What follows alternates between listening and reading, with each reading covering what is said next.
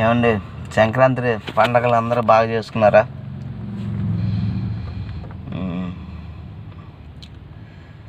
నేను ఒక వీడియోని ఎక్కించుకుని ప్యాకెట్ల క్లబ్లకి వెళ్ళానండి. ఎంతోమంది అసలు ఎంత ఖర్చు పెడుతున్నారో వాళ్ళకే తెలియకుండా ఖర్చు పెట్టేస్తున్నారండి ప్యాకెట్లకి. నాకు 20,000 పోయినాయి, నాది ₹1,00,000 పోయినాయి, నా 2,00,000 పోయినాయి, నా 3,00,000 పోయినాయి. తిని తాగటం, అక్కడ ఆడటం. మీకు సమృద్ధి ఇచ్చిందండి, మళ్ళీ ఇంటికి వెళ్ళిన పండగ అయిపోయింది. ఇప్పుడు ఇంటికి వెళ్ళారు, సమృద్ధిగా ఉందా? పోగొట్టుకున్నామని బాధ లేదు. అదే ఒక పేదవాడిని చేరదీసుకొని ఒక కుటుంబానికి హెల్ప్ చేసినట్టు పిల్లలకి చదువులో ఎంతో కొంత ఇస్తే వాళ్ళు మీ జీవితంలో ఒక మైల్ రాయిగా నిలిచిపోతారండి ఎప్పటికైనా. కానీ పలానా చదివించాము అనేది వాడు కూడా జ్ఞాపకం పెట్టుకుంటాడు. నన్ను పలానా సార్ చదివించాడు, ఆ వ్యక్తి నా హృదయంలో ఉన్నాడు అనేది ప్రతి ఒక్కరికి జ్ఞాపకం ఉంటుందండి. ఇవాళ ప్యాకెట్లు ఎంతో తగలేశారండి, కోడి పందాలకి ఎంతో తగలేశారండి. కానీ నాలాంటి పేదవాళ్ళు ఎంతోమంది పిల్లల్ని చదివించుకోలేక ఫీజులు కట్టమని గోల చేసేవాళ్ళు, లేకపోతే పిల్లల డబ్బులు కట్టకపోతే బయటే నిలబెడతామనే వాళ్ళు, నాలాంటి వాళ్ళు ఎంతోమంది ఉన్నారండి. మీరు అక్కడ ₹1,00,000 ఖర్చు పెట్టే బదులు ఇక్కడ ఒక పేదవాడికి ఒక 10,000, 15,000, 20,000 ఫీజులు కొద్దిగా కనుక్కొని తెలుసుకుంటే అది మీ బిడ్డలకు కూడా సుఖమైందండి. మీరు కూడా మామూలుగా ఫీల్ అవచ్చాయండి. ఒక మనిషికి నేను హెల్ప్ చేశాను ఈరోజు, రేపు వాళ్ళు ఎలాగ వస్తారు నా దగ్గర రియాక్ట్ అవుతారు. మంచి చేశాడని రియాక్ట్ అవుతాడా, లేకపోతే ఏదో పెట్టాలే అనుకుంటారా? కానీ నాలాంటి వాళ్ళు కూడా ఉంటారండి. వాళ్ళు పిల్లలు చదివితే అది చేసింది ఎప్పుడు కూడా మరవరండి. కానీ జీవితకాలం మిమ్మల్ని అలాగే గుర్తుపెట్టు. నా బిడ్డ ఇవాళ మంచి స్థానానికి వెళ్తానికి ఫలానా వ్యక్తి సహాయం చేశాడు, వాళ్ళ కుటుంబాన్ని వాళ్ళని దీవించాలని దేవుణ్ణి నేను ప్రార్థన చేసుకుంటున్నానని ఎంతోమంది అనుకుంటారండి. కానీ ఒక్కసారి ఆలోచించండి, అంతంత ఖర్చు పెడుతున్నారు. ఒక్క పేదవాడికన్నా ఒక 10,000, 20,000 ఫీజు రీయింబర్స్మెంట్ మీకు ఇంట్లో ఖర్చులు కట్టలకి ఇవ్వట్లేదండి. నాలాంటి వాళ్ళు ఎంతోమంది ఉన్నారండి. పిల్లల్ని చదివించుకోలేక ఇంట్లో అద్దెలు కట్టుకోలేక కుటుంబాన్ని పాకురాలేక ఎంతోమంది ఉన్నారండి. కొద్దిగా అర్థం చేసుకోండి.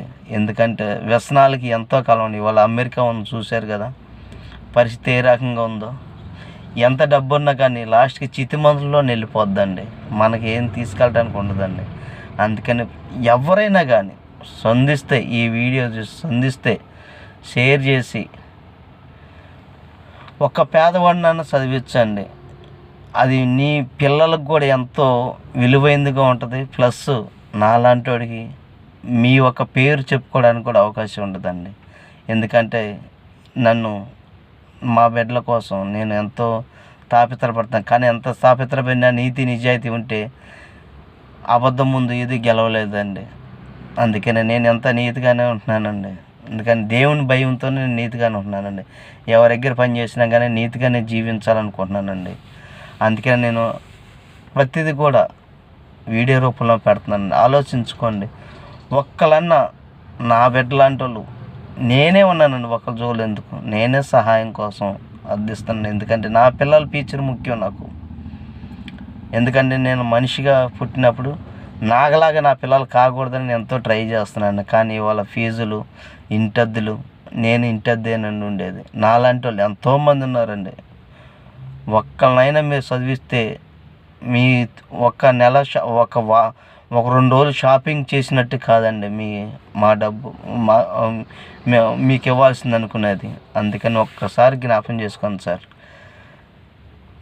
నాలాంటి పేదవాడిని కొద్దిగా ఒక్కసారి చూడమని ప్రార్థిస్తున్నాను. అలాగే నాకు అనేది సొంత ఇల్లు లేదండి, కానీ లైఫ్లో నిజాయితీగానే జీవించాలనుకుంటున్నానండి. నేను నా బిడ్డలతో సహా నీతిగానే జీవించాలనుకుంటున్నానండి. నాకు తెలిసి ఎలాంటి అబద్ధాలు ఆడకూడదు, నా పిల్లలతో కూడా ఆడించకూడదు, నా భార్యతో కూడా ఆడించకూడదు. ఉన్నది ఉన్నట్టు నిజాయితీగా మాట్లాడాలని నా కోరికండి.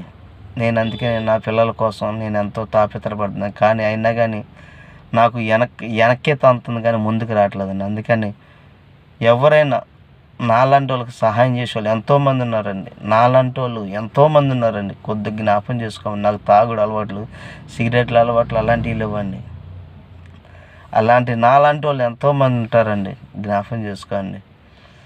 నేను వ్యసనాలకు అడగట్లేదండి, పిల్లల జీవితాన్ని సరిదిద్దుకోవడానికి అడుగుతున్నానండి.